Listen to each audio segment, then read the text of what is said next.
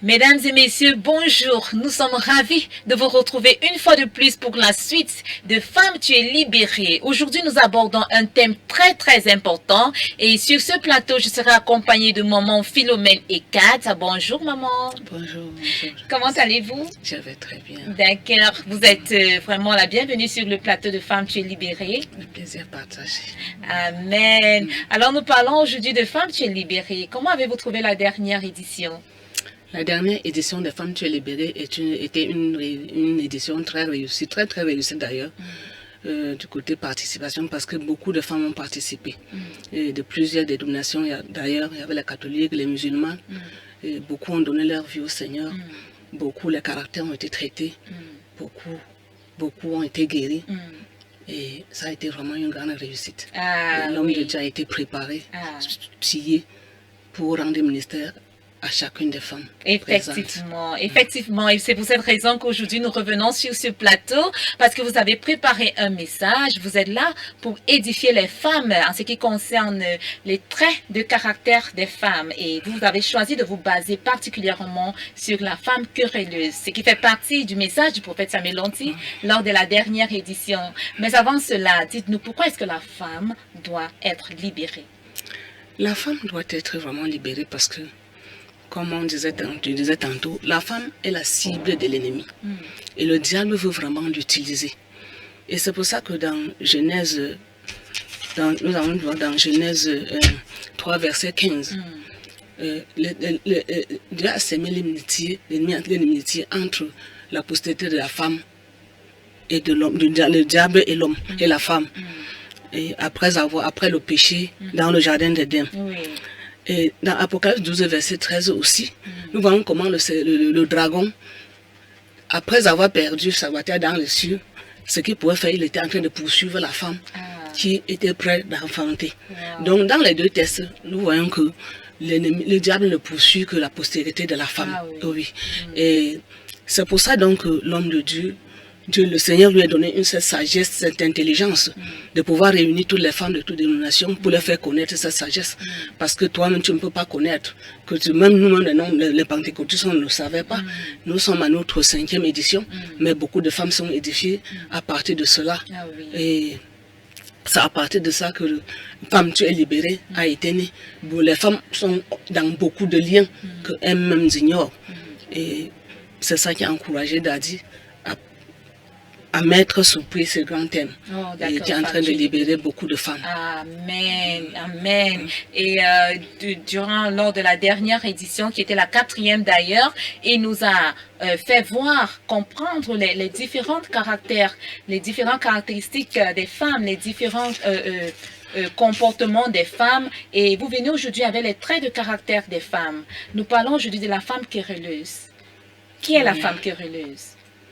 La femme querelleuse, la Bible dit d'abord que mieux vaut vivre sur une terre déserte, selon Proverbe 21, 19, que de partager les locaux avec une femme querelleuse. Donc la chose est tellement grave. Donc une femme querelleuse, c'est une femme, on peut le dire, invivable dans son environnement. C'est une femme qui rend son environnement hostile. Donc on ne peut pas du coup dire que bon, c'est une femme qui n'a pas Dieu, qui bon. Il y a les femmes qui ne connaissent pas Dieu, mais ils ont de très bons caractères. Tout à fait. Donc, et c'est ça que nous avons l'opportunité, ce grand privilège d'être enseignés. Parfois, quand tu portes tous ces traits-là, tu ne te connais pas, ça te donne plutôt l'orgueil et elle s'avance avec.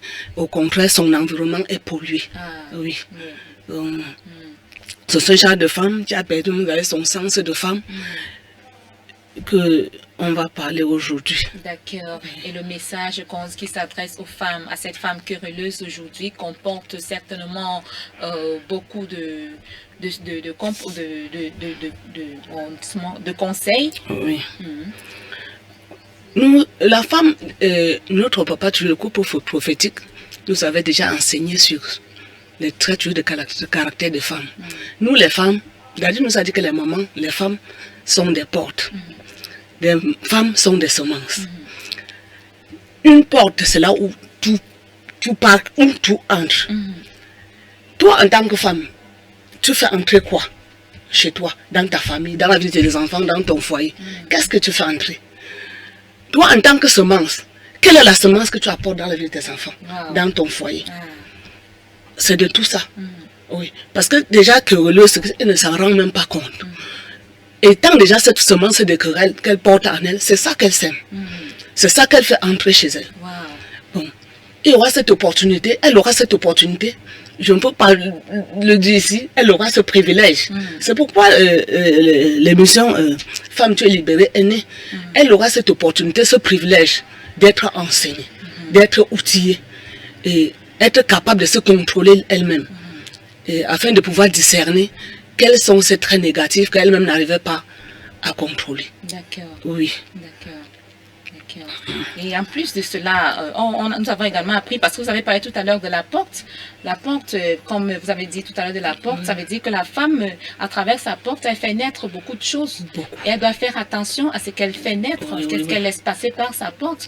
Nous avons également retenu que même Jésus, notre Sauveur, il ne pouvait pas venir au monde sans passer par la porte de la femme. Il avait besoin de passer par la porte de la femme pour entrer dans ce monde. Effectivement. Oui. Wow. Donc, c'est le bavardage, celles qui bavardent beaucoup, qui sont toujours en train de bavarder. Donc, quand tu as les enfants enseignés à éduquer, ton caractère doit d'abord être traité. Nous devons être les vases, les femmes qui font entrer des bonnes semences chez eux, qui font entrer des bonnes choses dans la vie de leurs enfants, dans leur foyer, dans leur quartier, partout où ils vivent. Et quand tu fais entrer la mauvaise semence, c'est ça qui produit. Tu ne peux pas semer une mauvaise semence et récolter le bon. Aussi longtemps, quand tu te lèves le matin, tu bavardes. Tu as une petite fille à côté, tu as une fille de 15 ans à côté. Elle ne doit être que l'exemple de ce que la maman est en train de faire. Et c'est là que nous devons faire très très attention. D'ailleurs, même dans les dernières éditions, nous avons beaucoup de mamans qui sont tous en train de témoigner de leur mauvais caractère, qu'elles-mêmes ne se comprenaient, ne se contrôlaient pas. Totalement transformées. Et elles étaient orgueilleuses là-dedans. Tu fais ça, elles pouvaient bavarder du matin au soir. Et elles étaient fières là-dedans. Mais par la grâce de Dieu, Dieu a placé le couple prophétique très outillé par Dieu pour rendre ministère à ces différentes femmes. Donc, afin que toute femme qui va participer à cette émission ne rentre pas comme elle est venue. Ah, justement. Et par-dessus tout, la femme, lorsqu'elle est querelleuse, il faut bien quelque chose pour l'apaiser. Est-ce que la prière vient jouer un rôle dans la vie de cette femme querelleuse-là? Oui. Je n'ai pas parlé parce qu'on parlait des différentes femmes, même celles qui n'ont pas cru. D'accord. Oui. Il y a deux choses qui transportent. Il y a la parole et la méditation de cette parole qui transforme la femme. La foi ne nous transforme pas. La foi ne nous transforme pas. Parce qu'aujourd'hui, nous voyons des petits. J'ai des témoins d'une grande femme pasteur. Elle a fait, un grand homme de Dieu lui a donné 40 jours de jeûne pour son caractère. Elle avait jeûné plusieurs fois. Et elle n'arrivait jamais à se comporter normalement. Malgré les 40 jours de jeûne. C'était une grande... Elle peut prier d'ici demain. Mais ça n'avait pas changé son caractère. Donc la foi ne nous transforme pas. Et il n'y a que la parole et la méditation, la parole de Dieu, qui donne un sens, qui peut nous aider à être transformés, à transformer notre caractère. Donc, ce jour-là, cette 5e édition que Dieu nous donne, la libération, femme, tu es libérée, en ce jour, la parole sera prêchée. Il y aura des enseignements. Il y aura beaucoup de choses qui seront dites. Et en ce jour, les femmes sortiront transformées. Amen. Vraiment transformées. Et c'est ce jour-là que beaucoup de choses seront enseignées à travers la Bible, à travers la vie quotidienne. Et notre papa, nous le connaissons. C'est un homme qui a eu une vie que nous connaissons. Et il détale parfois pour nous fortifier. Aucune femme qui est venue ce jour-là ne peut rentrer comme elle est venue. Et en ce jour-là, le couple prophétique va nous montrer comment faire pour méditer, comment faire pour lire la parole. On ne doit pas seulement s'approcher comme un roman photo. On ne doit pas s'approcher comme n'importe quel livre. Et c'est là où parfois on lit et on sort comme on est entré. On dit lui 10 chapitres bibliques, j'ai médité. Non. Parfois tu médites, tu n'entends que ton moi, mais Dieu ne t'a pas parlé. Parce que si le Seigneur te parle, tu vas changer. Tu vas changer. Oui. Quand tu rencontres Dieu dans sa parole, tu dois changer automatiquement. Donc, C'est à peu près ça. Amen. Amen. Merci beaucoup, maman. Et là, vous vouliez nous parler précisément, il y a ce chapitre-là, je crois que c'est Apocalypse 12, verset 13, qui parle du dragon. Le dragon qui est après la femme. Oui. Apocalypse 12, verset 13, je crois que c'est juste là. Quand le dragon vit qu'il avait été précipité. Quand le dragon vit qu'il avait été précipité sur la terre, il poursuivit la femme qui avait enfanté l'enfant mâle. Et comme j'ai dit tantôt, tous ces deux versets-ci est ce que je vais dire aux mamans. Quand l'ennemi, le diable, nous poursuit, nous attaque, il n'a pas à faire avec nous. Quand nous laissons, nous devons connaître que quand nous ouvrons des grandes portes pour faire entrer quoi que ce soit, on ne peut pas les nommer. C'est beaucoup de choses qu'il faut entrer. C'est des choses négatives. C'est dans la vie de nos enfants que cela s'établit. Et c'est ce que l'ennemi veut. Oui. Parce que quand l'ennemi parvient à attaquer une famille chrétienne, à prendre une famille, il sait qu'il a pris le monde. Il sait que le royaume de Dieu est touché. Donc nous devons très faire attention. Ce n'est pas nous que l'ennemi cherche. C'est notre progéniture que le diable est en train d'attaquer. Parce que il a dit que je mettrai l'immédiat entre toi et il dit que le serpent montrait ton talon et tu l'écraseras la tête. Et donc ce n'est pas nous qui cherchons. C'est nos enfants. Donc nous devons faire très attention. De la même manière, quand tu ouvres la porte pour faire entrer toutes ces choses, les mauvaises choses dans ton foyer, que ce soit les commérages, le vol, il y a les mamans qui volent, il y a ceux qui mentent, il y a ceux qui les adultères, il y a beaucoup de choses que les mamans font entrer dans leur vie. Et beaucoup de semences qu'ils portent.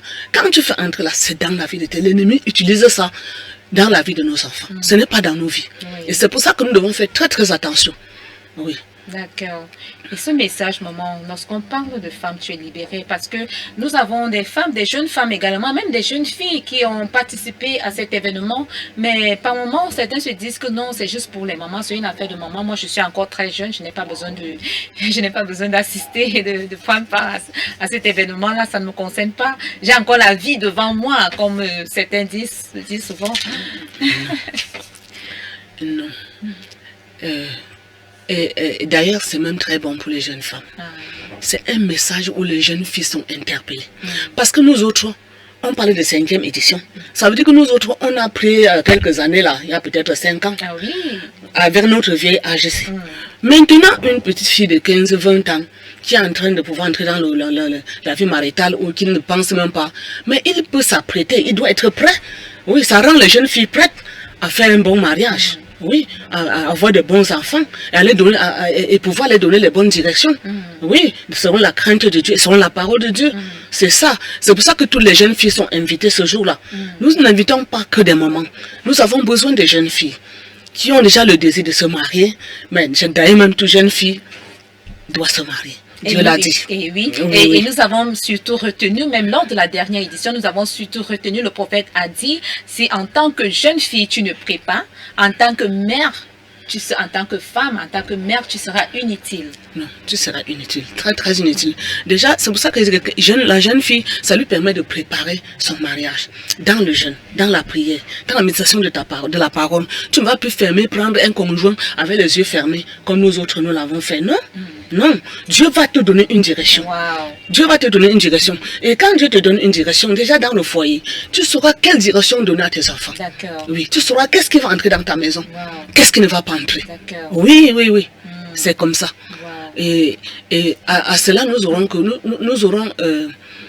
Dieu aura gagné. Le royaume de Dieu aura une bonne semence. Parce que tous, on sera en train de veiller. Afin de ne plus faire entrer de n'importe quoi chez nous. C'est pour ça qu'on interpelle la maman. Parce que quand tu es une maman posée, il y a des jeunes filles aujourd'hui qui disent que je ne peux pas me marier. Parce que non, le foyer de ma mère était invivable. Si c'est comme ça, le mariage, ça ne vaut pas la peine. Non. Nous, les mamans, devons être des modèles. Quand une maman a le modèle pour ça, sa fille veut le mariage, sa fille aspire le mariage, parce qu'il voit des bonnes choses au travers de sa maman. C'est ça. C'est pour ça que les jeunes filles sont vraiment interpellées. Et quand tu le fais, la fille a le goût. Quand tu fais mal, elle n'a plus de goût. Et qui paie? L'église perd, le monde perd, la famille perd. Oh, une jeune fille, c'est celle-là que Dieu a placée dans la génération pour multiplier le monde, la terre, comme il a dit. Et Dieu en a besoin. Et effectivement, ce que vous dites, c'est vrai parce que nous avons vu des jeunes filles accompagner leur maman à la dernière édition. Elles étaient nombreuses et lorsqu'on les interviewait, on leur demandait mais pourquoi qu'est-ce qui vous amène ici à Femme Tu es libérée? Oh, j'ai appris beaucoup de choses. J'ai appris qu'en tant que jeune fille, je devais me comporter comme si, comment est-ce que me comporter en tant que jeune femme. Et vraiment, c'était bénissant, c'était enrichissant pour tous ceux qui étaient présents. Alors, maman Philomène, vous avez certainement un mot de fin à transmettre à nos chères femmes pour notre 5e édition qui est déjà là. C'est déjà là. Merci beaucoup. Le mot de fin, j'adresse aux mamans. Nous, la maman, nous disons que nous sommes toujours occupés, trop occupés. Et parfois, d'autres disent que non. Moi-même, je lis ma Bible à la maison. Je connais. Nous ne connaissons pas. Nous ne connaissons même rien. C'est pour ça que Dieu a placé dans ce ministère, que je rends toujours grâce, c'est pas comment je suis arrivé ici. Et Dieu a fait aujourd'hui, je rends grâce à celui qui m'a fait parvenir ici. Nous avons un couple prophétique très disponible, à l'écoute de son peuple, à l'écoute de ses enfants. Donc, l'homme de Dieu, il s'est puissamment outillé, puissamment préparé avec son épouse, afin de nous donner une lumière, afin d'éclairer notre vie, afin de donner une lumière aux femmes, de nous donner la capacité de pouvoir discerner, de voir dans ces lumières, dans ces saintes écritures, qu'est-ce qui est bien pour nous, qu'est-ce qui est bien pour nous, qu'est-ce qui n'est pas bien pour nous, et afin de pouvoir marcher selon le plan de Dieu pour notre vie. Notre Père est disponible. Et c'est toujours spécial de voir un homme qui dirige une réunion des femmes. Bien sûr, notre maman est là. Notre maman est là. Mais papa porte le drapeau. Et maman est là. Et c'est vraiment très édifiant. Nous, la maman, déposons nos fardeaux. Libérons-nous de tout ce qui peut nous occuper ce jour. Et venons écouter la voix du sage. Nous n'allons jamais regretter. Amen. Et nous ne regrettons pas. Nous regrettons tous ceux qui sont venus, vous n'allez pas regretter. C'est 2 jours. C'est 2 jours. C'est 2 jours, oui, c'est du 10 au 11 juillet. Vraiment, et c'est dans la soirée. C'est dans quelques jours. Oui. Et c'est en soirée, la maman. Nous pouvons nous libérer du champ, des marchés, des enfants, de toutes nos préoccupations. Et être commence à 16h. À 16h. Et nous soyons ici. Nous n'allons pas regretter. Amen. Il y a beaucoup de choses que seule la lumière de Dieu peut faire sortir dans nos vies. C'est vraiment caché. Mais il faut un homme que Dieu a utilisé pour faire jaillir cela en nous, afin que nous découvrons nos potentiels. Parce que c'est parfois caché. Et nous ne connaissons pas. Et le fait que nous ne connaissons pas, ça ne veut pas dire que cela n'existe pas en nous. Mais il faut un homme pour que... Et le fait que nous n'utilisons pas aussi les bonnes manières, ce n'est pas que les bonnes manières là ne sont pas en nous. Il faut un homme, une femme, comme le couple prophétique, pour faire sortir cela en nous. Wow. Amen. Amen. Merci maman pour ce message. Vous avez suivi maman Philomène Ekat. Maman Philomène Ekat est femme au foyer, mais elle ne manque pas de participer à Femme Tu es libérée. Elle est d'ailleurs tout le temps avec ses filles, avec ses enfants, parce que la femme qui bâtit son foyer commence dès aujourd'hui. Peu importe ton âge, tant que tu es une jeune femme, une jeune fille, tu peux prendre part à Femme Tu es libérée. Alors, mesdames et messieurs, on se dit donc rendez-vous les 10 et 11 juillet de 2024. C'est cette année, bien sûr, et c'est dans quelques jours à la cathédrale des signes et des prodiges. Femme Tu es libérée, notre programme commence dès 16h. Et les femmes viendront, se mobiliseront de partout pour venir juste écouter son loin de l'éternel, le prophète Samuel Lanty et sa charmante épouse, la prophétesse Chimène Lanty, qui sont des guides et mentors par excellence. Amen. Alors, c'est ici que s'achève notre émission Femme Tu es libérée. Merci d'avoir été de nôtres. On se dit à très bientôt pour une nouvelle édition. Au revoir. Merci.